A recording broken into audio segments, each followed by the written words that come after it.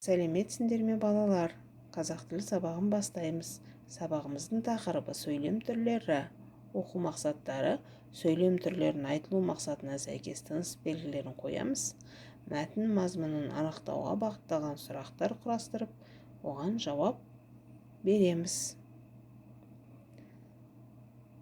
Сабақ мақсаттары: сөйлем түрлерін айтылу мақсатына сәйкес тыныс белгілерін қойып, мәтін мазмұнын анықтауға бағытталған сұрақтар құрастырып, оған жауап береміз. Бағалау критерийіміз: сөйлем түрлерін айтылу мақсатына сәйкес тыныс белгілерін қойып, мәтін мазмұнын анықтауға бағытталған сұрақтар құрастырып, және оған жауап бересіңдер. Ал енді бүгін біздің жұмыс ережеміз: уақытты үнемдейміз. Нақты дәл жауап береміз. Сабақта өзіміздің шапшаңдығымызды, тапқырлығымызды көрсетеміз. Сабаққа белсене қатысып, жақсы бағалаймыз. Ал енді балалар, миға шабуыл жасаймыз. Сұрақтарға жауап берейік. Сөйлем дегеніміз не? Сөйлем түрлерін ата. Хабарлы сөйлем дегеніміз не? Сұраулы сөйлем дегеніміз не? Лепті сөйлем дегеніміз не? Ойланайық және жауап берейік.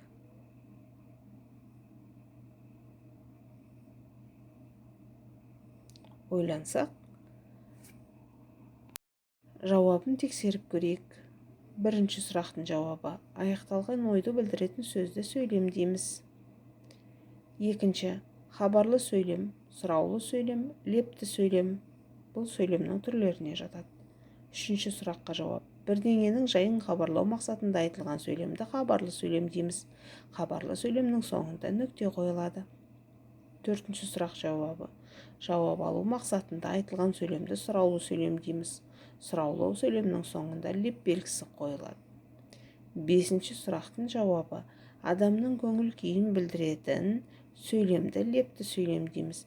Лепті сөйлемнің соңында леп белгісі қойылады. Балалар, сендердің де берген жауаптарың осы жауаппен сай келеді деп ойлаймын. Ал енді балалар, бірінші тапсырмаға назар аударайық. Сөйлемдерді дұрыс құрап, түзетіп қайта жаз. Тиісті тыныс белгілерін қой.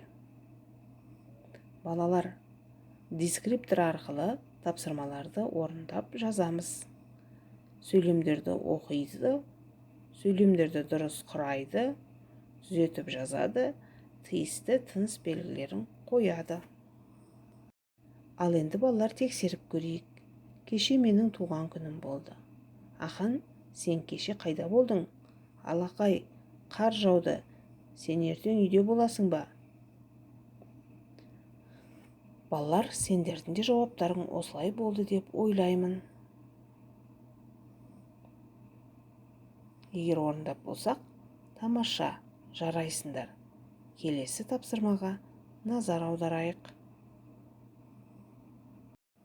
Келесі тапсырмаға балалар, оқулықтағы мәтінмен жұмысты жүргіземіз. Бәріміз назарымызды аударайық. Сұрақтар жаңбыры әдісі арқылы орындаймыз. Мәтін мазмұнын анықтауға бағытталған сұрақтарды құрастырып және жауап жазамыз.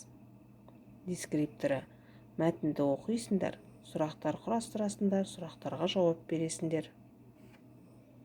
Олай болса, орындауға кірісейік. Балалар, сендерді тапсырманы дескриптор арқылы орындады деп сенемін.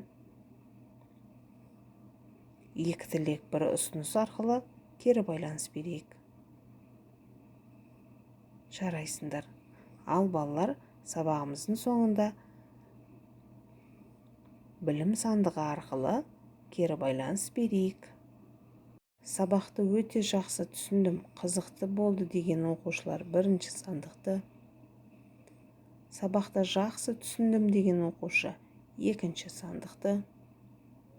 Тақырып бойынша әлі де ізденуім керек деген оқушы бар болса, үшінші сандықты көрсетулеріңе болады. Ал енді балалар, үйге тапсырма ретінде оқулықтағы ребусты алып, шешуіндегі сөзге сөйлем құрап келеміз. Ребус оқулықтың 23-ші жаттығуында берілген. Осымен біздің сабағымыз аяқталды. Қош сау болыңдар.